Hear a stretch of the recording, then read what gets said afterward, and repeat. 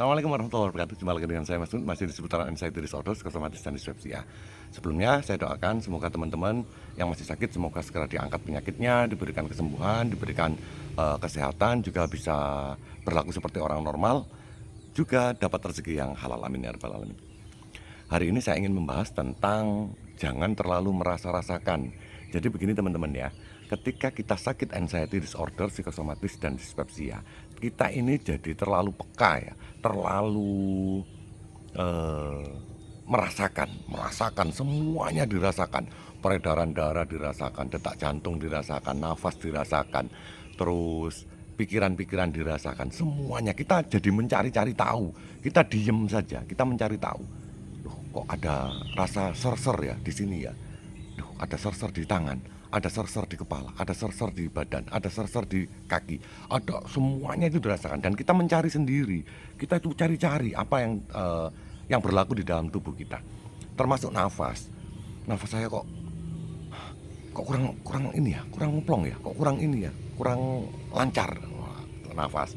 Terus pikiran, mikir kepala, diem-diem dipikir, padahal nggak ada apa-apa, tadi dipikir terus. Loh, kok ada semacam ada yang bergerak ya di kepala ya, semacam ada yang aneh di kepala gitu. Perasaan pun kita buat mainan, kita jadi berpikir tentang perasaan. Kok nyaman-nyaman saja ya, kok nggak ada perasaan yang nggak nyaman ya.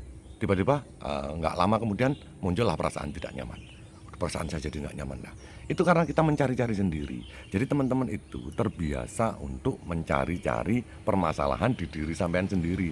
Padahal apa yang terjadi di dalam tubuh kita itu adalah sesuatu yang normal, sesuatu yang wajar. Semua orang mengalami, semua orang hidup mengalami darah mengalir, semua orang hidup mengalami pengaturan nafas masuk keluar, semua orang hidup mengalami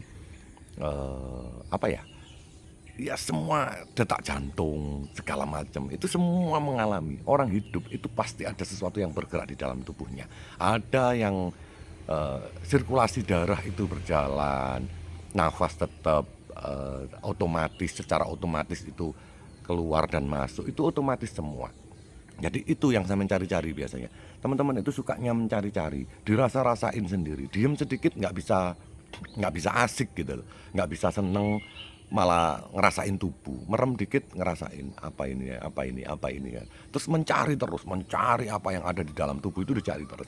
Akhirnya ketika ketemu sesuatu yang nggak menyenangkan, akhirnya jadi cemas, jadi nggak bisa mengontrol, akhirnya kembali jadi panik lagi. Itu yang terjadi. Seingat saya dulu, saya juga seperti itu ya. Ketika tidur dengan tangan begini saja, ada jedut di nadi itu, jedut, loh, kenceng banget ya nadi saya. Akhirnya jatuhnya seperti itu. Ketika kita rebahan, tengkurap gitu, terus terasa dada itu jeduk, kita rasain, kok dada saya kenceng banget rasanya ya, detak jantungnya. Akhirnya takut lagi. Ketika kita salah tidur pun dengan bantal yang tinggi dan tidak ditopang di punggung sini, tidak ditopang, menggantung akhirnya punggungnya, yang terjadi adalah leher sakit. Oh, kenapa ya kok leher sakit ini, jangan-jangan ini gejala. Wah, kan begitu. Apalagi jalan sedikit. Sebenarnya jalan nggak ada masalah. Sampean jalan itu nggak pernah ada masalah. Cuman yang jadi masalah adalah ketika sampean sebelum jalan itu sampean ada ketakutan duluan. Nanti apa enggak terjadi apa-apa? Apa nanti enggak tambah berdebar? Apa nanti enggak detak jantung saya meningkat? Apa nanti enggak begini? Ya wajar lah. Sampean itu jalan kaki biasa itu antara 90 sampai 100, 110 kalau jalan pelan. Kalau sampean jalannya cepat, sampean itu bisa 115. 115 itu sudah masuk di kardio sedang. Detak jantung itu akan meningkat di 115 sampai 120-an. Kadang-kadang bisa sampai 130 jika jalannya itu lebih cepat. Dan ketika detak jantung itu cepat, sampean takut nanti. Ketika jalan sampean takut. Detak jantung saya kok cepat sekali, akhirnya pulang takut. Padahal itu hal yang normal, hal yang wajar. Semua mengalami, orang normal juga mengalami. Sampean kalau nggak percaya, sampean sampean beli smartwatch yang murah saja, sampean pakai, sampean lakukan aktivitas seperti itu. Atau sampean kalau punya dua, kasihkan satu ke istri atau ke anak atau ke teman, jalanlah bersama. Sampean cek sudah, saya yakin sudah, Sampean cek dua-duanya itu. Sampean jalan dengan durasi waktu yang sama, dengan kecepatan yang sama. Terus sampean bandingkan jam tersebut. Sama. Rata-rata ada di 115, kalau cepat jalannya ya 115 sampai 131, dan itu normal. Sangat normal. Kalau sampean cemas mungkin sampean bisa lebih naik lebih sedikit gitu aja dari orang normal. Karena apa? Karena sampean cemas. Sampean jalan kaki itu tidak nyaman. Sampean jadi sedikit cemas. Itu hal yang wajar, normal. Gini loh teman-teman ya. Saya kasih analogi. Ketika sampean itu masih bisa ke kamar mandi sendiri, sampean itu masih bisa tidur nyenyak selama 3 jam sampai 5 jam, 6 jam, masih bisa santai, sampean bisa melakukan aktivitas normal, sampean masih bisa ke pasar, sampean masih bisa ke luar, sampean masih bisa naik motor. Ayolah, secara logika, sampean itu sakit apa? Nggak ada sakitnya secara fisik. Fisik itu nggak sakit, yang sakit itu hanya di mental saja. Sampean hanya perlu memanage mental saja. Karena tubuh itu, jika sampean punya penyakit berat, sampean tidak akan seperti itu. Sampean akan ngos-ngosan, sampean akan bengkak di kaki, sampean akan mengalami ada perubahan-perubahan signifikan yang nyata jika ada organ tubuh yang sakit, organ dalam tubuh yang sakit. Jika sampean mengalami sakit yang seperti itu, naudzubillah, semoga tidak ada ya. Sampean itu pasti ada perubahan sangat signifikan dan sangat terlihat sekali gitu loh. Tapi kalau sampean hanya anxiety disorder, itu urusannya hanya dengan lambung. Ketika sampean banyak pikiran, lambung sampean akhirnya jadi dispepsia fungsional, fungsinya tidak seperti orang normal. Ketika sampean kepikiran, gas lambung terlalu tinggi, akhirnya perutnya jadi sakit, perutnya jadi begah, perutnya jadi mual, perutnya jadi panas. Kalau sampean ada GERD-nya, otot esofagusnya, LES-nya itu lemah, akhirnya gas lambung itu naik, sampean bisa jadi reflux, sampean bisa heartburn, sampean bisa merasa terganjal di tenggorokan, buntu hidung. Hanya seperti itu. Siklusnya itu sama. Saya rasakan ya di tahun pertama ketika saya sakit itu, karena saya mencatat ya. Jadi ketika saya makan ini atau telat makan dan apa, itu saya mengalami hal tersebut dan itu memutar terus seperti itu. Ternyata sakit-sakitnya juga itu aja gitu loh. Yang ditakutkan juga itu aja. Penyakit yang dirasakan itu adalah seperti itu saja, hanya sekitar seputaran lambung saja. Begah, ini kalau terlalu parah ada sakitnya jadi reflux, kalau LES-nya lemah akhirnya reflux, heartburn, hanya itu saja. Terus tembus sampai belakang, hanya itu saja, muter-muter itu saja saya dalam 1 tahun. Dan saya catat, lah ini terjadi lagi, loh ini terjadi lagi, lah ini terjadi lagi. Akhirnya saya bisa bikin santai gitu loh. Oh, ini hanya karena dari pikiran saya yang tidak normal, pikiran saya tidak tenang, pikiran saya tidak santai, saya terlalu stres. Ini yang mengakibatkan saya terjadi seperti ini. Lah, sedangkan untuk orang normal, mereka tidak punya pikiran yang kecemasan berlebih, hanya cemas biasa. Mereka bisa mengalami hal tersebut ketika mereka dalam kondisi ujian, ketika mereka dalam kondisi terancam, berantem, ketika berantem di jalan, ada ancaman, gas lambungnya naik tinggi, akhirnya dia jadi begah. Itu terjadi di orang-orang normal. Tapi kalau kita ini bisa jadi setiap saat. Apalagi di tahun pertama, itu bisa setiap saat. Semakin kita masih belum bisa mengontrol pikiran kita, ini bisa terjadi setiap saat, kapan saja bergantian. Dan itu membuat kita jadi semakin gelisah. Dan kita jadi berpikirnya begini, kok saya ini sakitnya lama, kok nggak sembuh-sembuh ya. Padahal kita nggak menyembuhkan diri gitu loh dari pikirannya. Kita selalu menginginkan sembuh dengan cepat, padahal itu mustahil. Ini urusannya urusan otak, ini urusannya urusan hati, urusan mental kan, mental dan hati. Dan itu yang harus diperbaiki. Nah, teman-teman merasa sudah makan obat, sudah ke dokter beberapa kali, sudah ke psikiater, psikolog, sampean sudah beberapa kali ke sana, tapi yang terjadi sampean tidak sembuh-sembuh. Kenapa? Karena sampean tidak memanage otak sampean, sampean tidak bisa mengontrol otak sampean. Karena perbaikan otak itu butuh terapi, butuh penyesuaian, butuh santai. Makanya itu sampean harus journaling, sampean catat semua. Ketika sampean ada yang ditakutkan, sampean tinggal buka saja, sampean lihat, oh ini bisa pernah terjadi, oh ini pernah terjadi. Hanya begitu saja. Jangan sampean obrolin ke pasangan sampean, anak sampean, teman sampean, mereka bosen bos. Sampean bertahun-tahun sakit seperti itu, sampean ngomongin terus, saya merasakan sakit seperti ini mah, saya merasakan sakit seperti ini bun, ke istrinya ya. Kalau yang perempuan, saya rasakan seperti ini ya, saya rasakan seperti ini pak. Kalau sampean hanya ngomong taruhlah 10 kali, nggak ada masalah buat pasangan kita. Tapi kalau sampean setiap hari, sehari bisa ngomong 3 kali sampai 7 kali sampean ngomong ke istri sampean, ya marah istri sampean. Sampean ini nggak apa-apa kok jadi bingung seperti itu, kok selalu seperti itu, ya bikin berantem lah sampean, bikin masalah. Sampean sendiri yang bikin masalah. Sampean ndak harus bisa dimengerti sama orang. Sampean cukup menuangkan di buku. Ketika terjadi permasalahan, ganti itu, lihat bukunya aja, buka. Oh, saya mengalami hal seperti ini. Oh, ini pernah terjadi nih di tanggal sekian tahun lalu. Begini, begini, begini. Kan begitu, bulan lalu, 3 bulan lalu. Kan bisa begitu.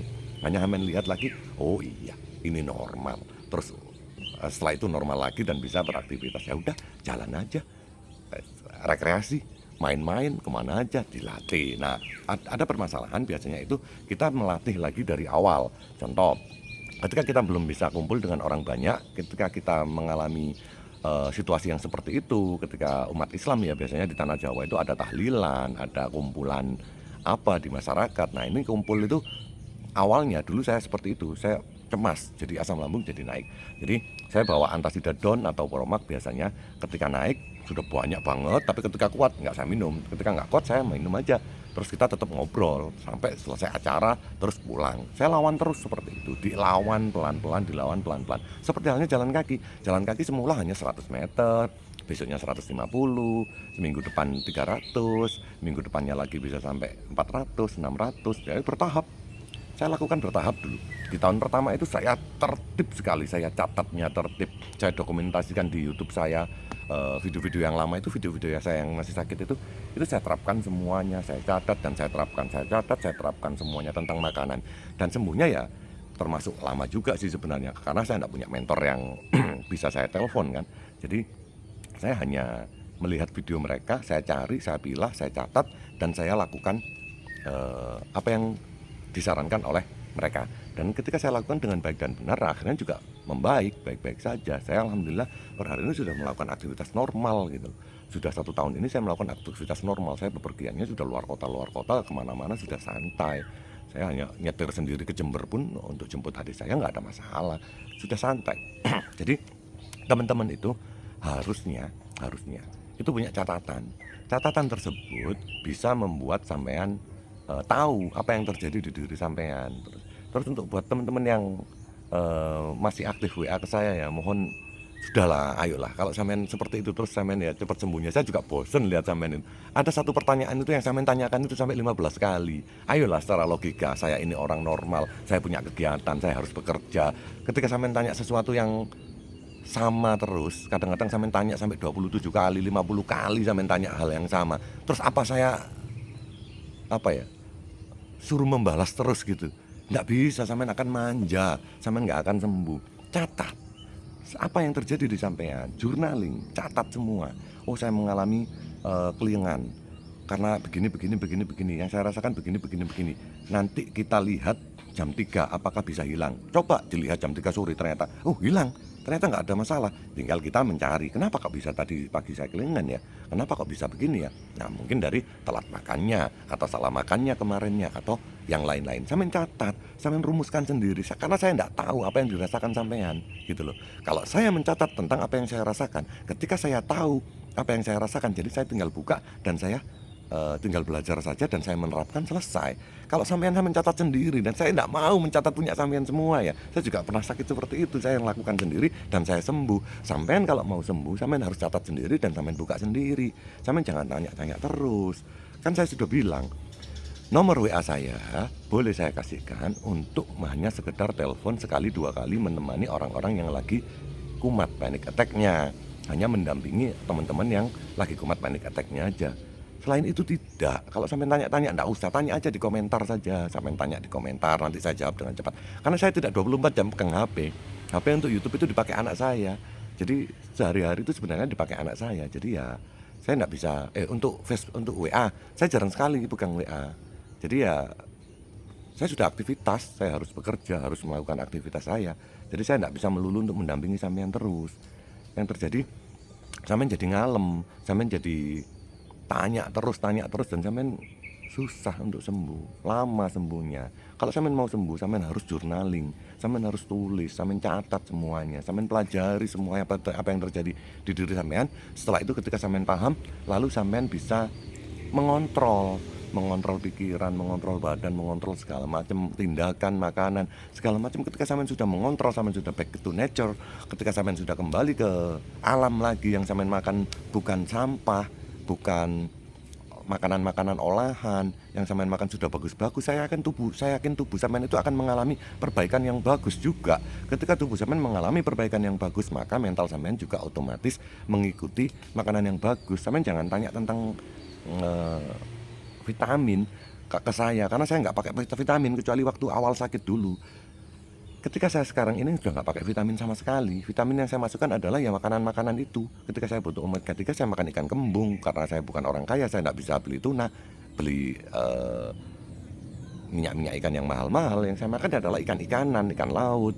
Ketika saya butuh zat besi, saya makan bayam, kangkung. Ketika saya butuh kalsium, magnesium, saya makan pisang, kurma, dan lain-lain. Itu saya pelajari semuanya, dan itu saya masukkan dalam porsi makan saya, jadwal porsi makan saya. Saya harus makan pisang seminggu paling tidak 5 kali. Saya harus minum air kurma itu setiap hari, setiap pagi dan sore. Saya harus minum ini. Saya terapkan itu selama 2 tahun. Sampai detik ini pun saya masih menerapkan. Makan sehat itu tetap saya terapkan terus. Nah, itu yang membuat saya jadi membaik, dengan otot yang kuat, bangun tidur tidak ada nyeri, ketika bangun subuh itu sudah langsung aktivitas. Saya beraktivitas dari pagi, subuh, break sampai setengah 9 saya nggak ada kerjaan, saya ada kerjaan lagi dari jam setengah 11 sampai jam 12. Setelah itu baru free, saya keluar rumah, urusan-urusan yang lain.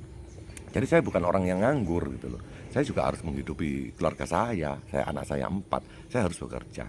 Jadi saya mohon untuk teman-teman, sadarlah kalau sampean itu sakit, pahami kalau sampean sakit, sabarlah, sampean harus terima bahwa sampean sakit dan ikhlaskan. Bergantunglah sampean sama Allah Subhanahu wa taala, bergantunglah sampean sama Tuhan sampean. Ketika sampean sudah bergantung, sampean sudah pasrah, tapi sampean dengan melakukan perjuangan ya, sampean aktivitas, sampean jaga makan, jaga pola makan, pola pikir, dan pola hidup sampean lakukan. Setelah itu tinggal sampean gantungkan ke Tuhan sampean. Kalau umat Islam gantungkan ke Allah Subhanahu wa taala. Jangan bergantung ke manusia, jangan bergantung ke obat, jangan bergantung ke dokter, dan termasuk bergantung ke YouTube. Jangan bergantung ke itu semua.